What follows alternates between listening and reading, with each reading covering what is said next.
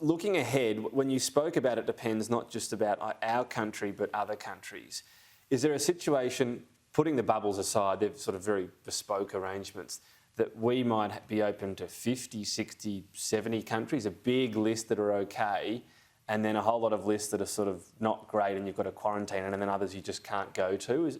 Is that what you're envisaging, a bit of a traffic light system down the track? Well, look, all this is obviously under consideration. But is that type of thing? Well, I mean, at the moment, what we're looking at, it's very much a one step at a time approach. So we've got a two-way bubble with New Zealand, which still hasn't commenced. It will commence on the 19th. So that's the first step. Let's see how that goes.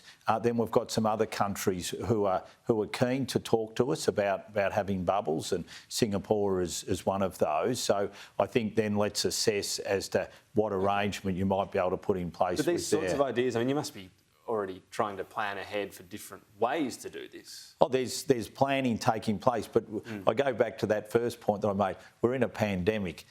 This is very unusual times. As we've seen, there are countries who you would have thought you might enter into some sort of arrangement with, who are now going into a third lockdown and dealing with a third wave. So you've got to remember that you're continually assessing, reassessing and looking at what you can do. And I think the most important thing at this stage is small steps and make sure that they work, and then let's see how we can build on those. And those other steps with other countries, even if we don't have so-called bubbles, again, looking ahead, where you're wanting a broader policy, is the 14-day quarantine being looked at closely? It's such an impediment for anyone coming all the way to Australia that, you know, there might be a country that isn't zero risk, but they can come here, get a negative test, and a day later get out and spend some money. So once again, we take the expert medical advice on that, but if that expert medical advice said that if you've vaccinated and if a test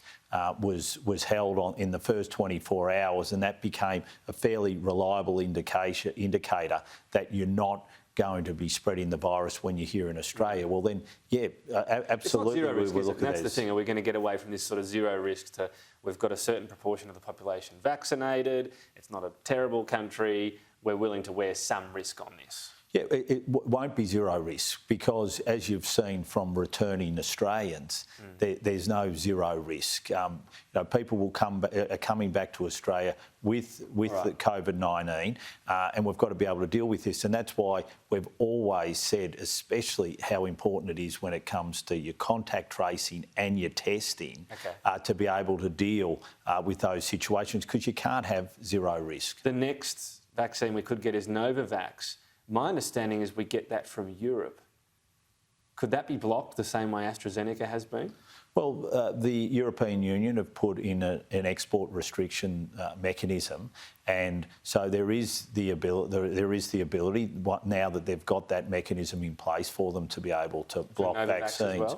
Well, our hope would be that the EU don't use export restrictions anymore. And one of the positive signs during the week was there seemed to be an indication from the European Union that they are going to move away from using export restrictions. Now, but that threat's there for Novavax in the same way. It's there for vaccines. What about Pfizer? Do we get any Pfizer from Europe?